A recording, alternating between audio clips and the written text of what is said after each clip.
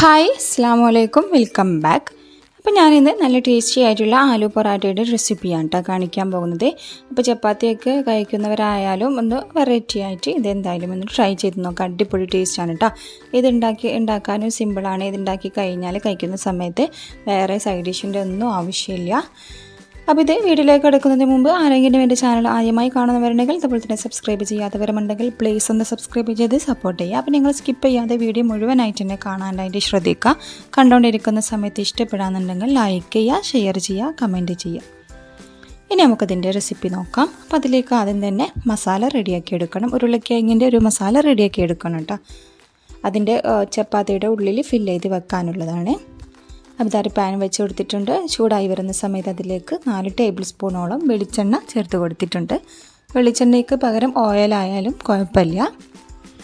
ഇനി അത് നന്നായിട്ടുണ്ട് ചൂടായി വരുന്ന സമയത്ത് അതിലേക്ക് 1/2 ടീസ്പൂൺ കടുക് അത്യാവശ്യം ഒന്ന് പൊട്ടി വരുന്ന സമയത്ത് 1 ടീസ്പൂൺ ഉഴുന്ന് പരിപ്പും അതിൻ്റെ കൂടെ തന്നെ 1 ടേബിൾ സ്പൂൺ ഇഞ്ചി അരിഞ്ഞതും ഒരു 3-4 പച്ചമുളക് ചെറുതാക്കി അരിഞ്ഞതും കുറച്ച് കറിവേപ്പിലയും കൂടെ ഇട്ട് കൊടുത്തിട്ട് നന്നായിട്ട് ഞാൻ ഒന്ന് മൂപ്പിച്ചെടുക്കുകയാണ്.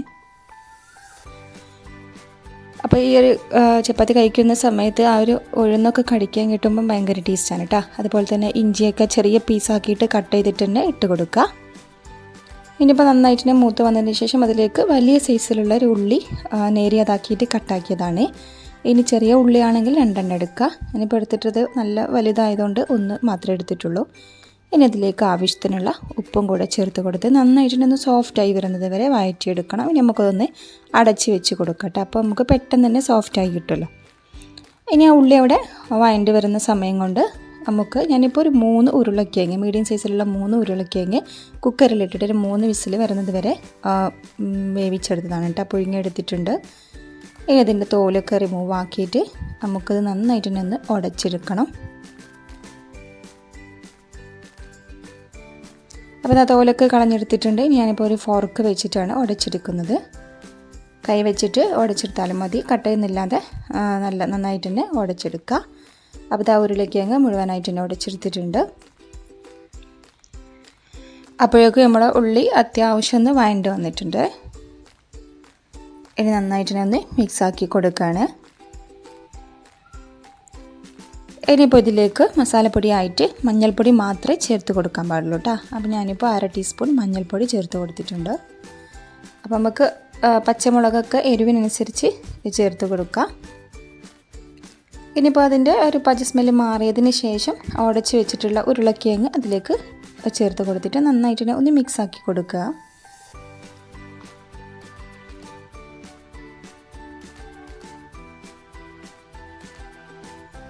അപ്പോൾ അത് നന്നായിട്ട് തന്നെ മിക്സാക്കി എടുത്തിട്ടുണ്ട്. ഇതിലേക്ക് മല്ലിയില ഉണ്ടെങ്കിൽ ലാസ്റ്റ് കുറച്ച് മല്ലിയില ചോപ്പ് ചെയ്തതും കൂടി ചേർത്ത് കൊടുക്കുക. അപ്പോൾ ഇത്രയേ ഉള്ളൂ കേട്ടോ. ആ മസാല ഇവിടെ റെഡി ആയിട്ടുണ്ട്. അപ്പോൾ ഉപ്പൊക്കെ ഒന്ന് ചെക്ക് ചെയ്ത് നോക്കുക. ഇനിയിപ്പോൾ ഇത് മാറ്റി വയ്ക്കാം. ഇനി നമുക്ക് ചപ്പാത്തി മാവ് കുഴച്ചെടുക്കണം. അപ്പോൾ ഞാനിപ്പോൾ 2.5 കപ്പ് ഗോതമ്പ് പൊടി എടുക്കുന്നുണ്ട്.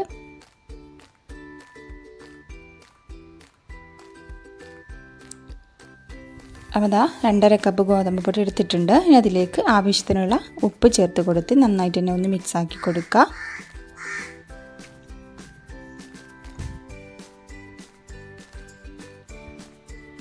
ഇനിയിപ്പോൾ ഇതിലേക്ക് ഞാൻ തിളച്ച വെള്ളം ഉപയോഗിച്ചിട്ടാണ് കേട്ടോ മാവ് കുഴച്ചെടുക്കൽ. അപ്പോൾ നിങ്ങൾ എങ്ങനെയാണോ ചപ്പാത്തി റെഡിയാക്കി എടുക്കുന്നത് ആ രീതിയിൽ കുഴച്ചെടുത്താൽ മതി. പച്ചവെള്ളത്തിലൊക്കെ കുഴച്ചെടുക്കുന്നവരുണ്ടാകും, അതുപോലെ തന്നെ ഇളം ചൂടുവെള്ളത്തിൽ കുഴച്ചെടുക്കുന്നവരുണ്ടാകും.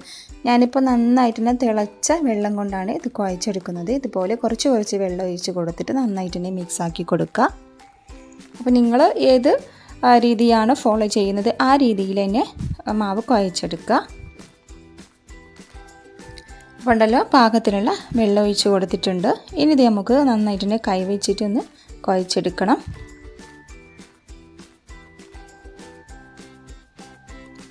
അപ്പോൾ അത് അത്യാവശ്യം ഒരു 3-4 മിനിറ്റൊക്കെ ഒന്ന് കുഴച്ചെടുത്തിട്ടുണ്ട്. പിന്നെ വെള്ളം കൂടിപ്പോയിട്ട് ഓവർ സോഫ്റ്റായിട്ട് വരാൻ പാടില്ല. കുറച്ച് ഹാർഡായ രീതിയിൽ വേണം ഈ ഒരു മാവ് കുഴച്ചെടുക്കാൻ. കാരണം നമ്മൾ ഉള്ളിൽ ഫില്ലിങ് വെച്ച് കൊടുക്കാനുള്ളതാണ് കേട്ടോ. അപ്പോൾ കുറച്ച് ഹാർഡായ രീതിയിൽ മാവ് റെഡിയാക്കി എടുക്കുക. അപ്പോൾ അതിവിടെ റെഡി ആയിട്ടുണ്ട്. നന്നായിട്ട് തന്നെ കുഴച്ചെടുത്തിട്ടുണ്ട്. ഇനി നമുക്ക് റെഡിയാക്കാനായിട്ട് തുടങ്ങാം. അപ്പോൾ അതിൽ നിന്നും ആ മാവിൽ നിന്നും കുറച്ച് ഇതുപോലെ ബോൾസ് ആക്കി എടുക്കുക. അത്യാവശ്യം വലിയ സൈസിലുള്ള ബോൾസ് തന്നെ ആക്കിയെടുക്കണം. സാധാ ചപ്പാത്തിയുടെ പോലെയല്ല കേട്ടോ. അപ്പോൾ അത്യാവശ്യം വലിയ സൈസിലുള്ള ബോൾസുകൾ ആക്കിയിട്ടെടുക്കുക. ഇതുപോലെ ഒരു പലക വെച്ചിട്ട് നമുക്ക് പൊടി ഇട്ട് കൊടുക്കുന്നതിന് മുമ്പ് ജസ്റ്റ് ഒന്ന് ഇതുപോലെ ഒന്ന് പരത്തി കൊടുക്കുക. ഓവർ പരത്തേണ്ട, കുറച്ചൊന്ന് പരത്തി കൊടുത്താൽ മതി. അപ്പോൾ പൊടി ഇട്ട് കൊടുക്കുന്നതിന് മുമ്പ് തന്നെ പരത്തിയെടുക്കണം. അപ്പോൾ എണ്ണ കറക്റ്റായിട്ട് നമുക്ക് ഫില്ലിങ് വെച്ചിട്ട് എന്താ പറയുക ഷേപ്പ് ചെയ്തെടുക്കാൻ പറ്റുള്ളൂ. അല്ലെങ്കിൽ കറക്റ്റായിട്ട് ഒട്ടി നിൽക്കാൻ പ്രയാസമാവും. എന്നിട്ട് ഇതുപോലെ കയ്യിൽ അത്യാവശ്യം വലിയൊരു ബോൾസ് തന്നെ മാവെടുത്തിട്ട് ഇതുപോലെ അതിൻ്റെ സെൻറ്ററിൽ വെച്ചിട്ട് എല്ലാ ഭാഗവും കൂടെ കണ്ടല്ലോ ഈ ഒരു രീതിയിൽ ചെയ്തെടുക്കുക. വീഡിയോയിൽ കാണുന്നതിന് പോലെ കറക്റ്റായിട്ട് തന്നെ ചെയ്തെടുക്കുക. അപ്പോൾ കാണുന്ന പോലെയല്ല കേട്ടോ ചെയ്തെടുക്കുമ്പോൾ സിമ്പിളായിട്ടുള്ള പരിപാടിയാണ്, പെട്ടെന്ന് തന്നെ കഴിയും. അപ്പോൾ കണ്ടല്ലോ, ഇനി കുറച്ച് പൊടി തൂകി കൊടുത്തിട്ട് നമുക്കത് പരത്തിയെടുക്കാം. അപ്പോൾ പരത്തിയെടുക്കുന്ന സമയത്ത് കുറച്ചൊന്ന് ശ്രദ്ധിച്ചാൽ മതി. നമ്മൾ സാധാ ചപ്പാത്തി പരത്തുന്ന പോലെ സ്പീഡ് കൂട്ടിയിട്ടൊന്നും പരത്തിയെടുക്കരുത്. മെല്ലെ മെല്ലെ ഇതുപോലെ ഒന്ന് പരത്തിയെടുക്കുക. ഒട്ടിപ്പിടിക്കുകയെന്ന് തോന്നുകയാണെങ്കിൽ കുറച്ച് പൊടിയൊക്കെ തൂക്കി കൊടുത്തിട്ട് കറക്റ്റായിട്ട് തന്നെ ഇതുപോലെ പരത്തിയെടുക്കുക കേട്ടോ. പിന്നെ നൈസാക്കിയിട്ടൊന്നും പരത്തിയെടുക്കാൻ പറ്റില്ല. കുറച്ച് തിക്കായിട്ടുള്ള പരുവത്തിൽ തന്നെ വേണം ഇത് പരത്തിയെടുക്കാൻ. ആ ഒരു ഉള്ളിലുള്ള ഫില്ലിങ് ഇതുപോലെ കണ്ടല്ലോ പുറത്തേക്ക് ഇങ്ങനെ കാണുന്ന ആ ഒരു പരുവമായി കഴിഞ്ഞാൽ നിർത്താം. കണ്ടോ? അപ്പോൾ അതിവിടെ റെഡി ആയിട്ടുണ്ട്. ഇനി ഒന്നും കൂടെ ഞാൻ കാണിച്ചു തരാം. ഇതുപോലെ ഒന്ന് കൈ വെച്ചിട്ട് പരത്തിയെടുത്താലും മതി.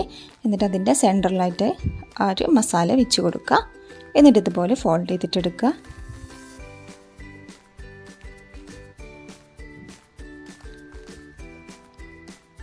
ഇനി ഇത് കുറച്ച് പൊടി ഇട്ട് കൊടുത്തിട്ട് ഒന്ന് പരത്തിയെടുക്കുക. സിമ്പിളായിട്ട് തന്നെ ചെയ്തെടുക്കാൻ പറ്റും. അപ്പോൾ പരത്തിയെടുക്കുന്ന സമയത്ത് മെല്ലെ മെല്ലെ പരത്തിയെടുത്താൽ മതി കേട്ടോ. ഞാനിപ്പോൾ കുറച്ച് സ്പീഡ് കൂട്ടി കാണിച്ചെന്ന് മാത്രം. അപ്പോൾ ഇതിവിടെ റെഡി ആയിട്ടുണ്ട്. ഇനി നമുക്കിത് ചുട്ടെടുക്കാം. അപ്പോൾ ഞാനിപ്പോൾ നോൺ സ്റ്റിക്കിൻ്റെ പാനാണ് വെച്ച് കൊടുത്തിട്ടുള്ളത്. ഇനിയിപ്പോൾ നോൺ സ്റ്റിക്കിൻ്റെ പാൻ ഇല്ലെങ്കിൽ സാധാ ഇരുമ്പിൻ്റെ ചട്ടിയൊക്കെ ആയാലും കുഴപ്പമൊന്നുമില്ല കേട്ടോ. കുറച്ച് ഓയിൽ സ്പ്രെഡ് ആക്കിയിട്ട് ഇതുപോലെ പത്തിരി വെച്ച് കൊടുക്കുക. പിന്നെ ഈ പൊറാട്ട ഇട്ട് കൊടുത്ത് പെട്ടെന്ന് തന്നെ മറിച്ചിടാൻ നോക്കരുത് കേട്ടോ. ഒരു 3-4 മിനിറ്റ് കഴിഞ്ഞതിന് ശേഷം വേണം മറിച്ചിടാൻ. ഞാനിപ്പോൾ കുറച്ച് ടൈം കഴിഞ്ഞതിന് ശേഷമാണ് മറിച്ചിട്ട് കൊടുത്തത്. അപ്പോൾ വീഡിയോ അത്രയും ടൈം ലെങ്ത് ആക്കണ്ട വിചാരിച്ചിട്ട് കട്ട് ചെയ്തെന്ന് മാത്രം.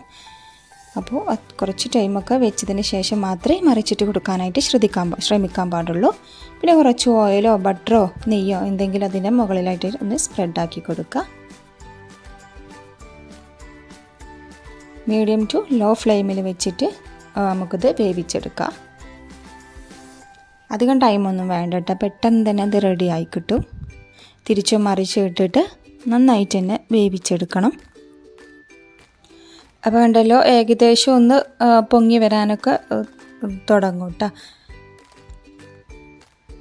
അപ്പോൾ ഇതിവിടെ 2 ഭാഗവും വെന്തിട്ടുണ്ട്. കണ്ടല്ലോ സൈഡ് ഭാഗമൊക്കെ ഒന്ന് പൊങ്ങി വരാം. നന്നായിട്ട് തന്നെ പൊങ്ങി വരുമൊന്നുമില്ല, എന്നാലും ചെറുതായിട്ട് ഇങ്ങനെ പൊങ്ങി വരാൻ തുടങ്ങും. അപ്പോഴാണ് കറക്റ്റായിട്ട് വെന്തെന്ന് മനസ്സിലാവുക. നമുക്കിത് മാറ്റാം. അങ്ങനെ ഇതാ ഞാനിപ്പോൾ മൊത്തമായിട്ട് തന്നെ ചുട്ടെടുത്തിട്ടുണ്ട്. അപ്പോൾ നല്ല ടേസ്റ്റിയാണ് കേട്ടോ ഇത്. അപ്പോൾ പ്രത്യേകം ശ്രദ്ധിക്കുക ചൂടോട് കൂടെ തന്നെ കഴിക്കാനായിട്ട്. കാരണം അതിൻ്റെ ഉള്ളിൽ മസാലയൊക്കെ വെച്ചതുകൊണ്ട് പെട്ടെന്ന് തന്നെ തണുത്ത് കഴിഞ്ഞാൽ അത്ര ടേസ്റ്റ് ഉണ്ടാവില്ല കേട്ടോ. അപ്പോൾ ചൂടോട് കൂടെ തന്നെ ഇത് കഴിക്കാനായിട്ട് ശ്രദ്ധിക്കുക. നല്ല ടേസ്റ്റാണ് കേട്ടോ. നല്ല ടേസ്റ്റാണ്. ഇതിൻ്റെ കൂടെ ഒരു കറിയുടെ ആവശ്യമില്ല. നമുക്കത് ഇതുപോലെ പ്ലെയിനായിട്ട് തന്നെ കഴിക്കാൻ പറ്റും. എരിവും ആ ഒരു ഇഞ്ചിയുടെ ടേസ്റ്റും ആ ഒരു ഉഴുന്ന് ഇടയിലൊന്ന് കടിക്കാൻ കിട്ടുമ്പോൾ ഭയങ്കര ടേസ്റ്റാണ് കേട്ടോ. അപ്പോൾ ഈ ഒരു റെസിപ്പി ഉണ്ടാക്കി നോക്കാത്തവർ എന്തായാലും ഉണ്ടാക്കി നോക്കുക. എന്നിട്ട് അതിൻ്റെ ഫീഡ്ബാക്കൊക്കെ അറിയിക്കുക. വീഡിയോ ഇഷ്ടപ്പെട്ടാൽ ലൈക്ക് ചെയ്യുക, ഷെയർ ചെയ്യുക, കമൻറ്റ് ചെയ്യുക. സബ്സ്ക്രൈബ് ചെയ്യാതെ ആരെങ്കിലും കാണുന്നവരുണ്ടെങ്കിൽ പ്ലീസ് ഒന്ന് സബ്സ്ക്രൈബ് ചെയ്ത് സപ്പോർട്ടും കൂടെ ചെയ്യട്ടോ. പുതിയ വീഡിയോയുമായി വീണ്ടും വരാം. അതുവരെ താങ്ക്സ് ഫോർ വാച്ചിങ്. ബൈ.